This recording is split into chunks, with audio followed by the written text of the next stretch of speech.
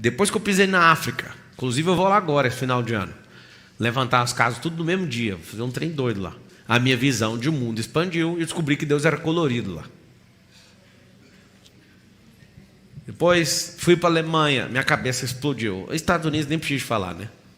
Agora na China,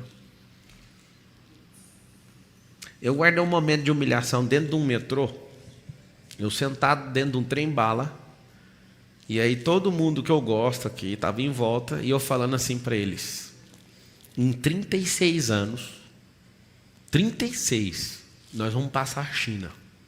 Aí todo mundo dentro do metrô falando assim para mim, ó, dos que estavam comigo: tem como não? Aí eu falei: não tem não? Há 30 anos atrás a China era menor que o Brasil. Tem como sim.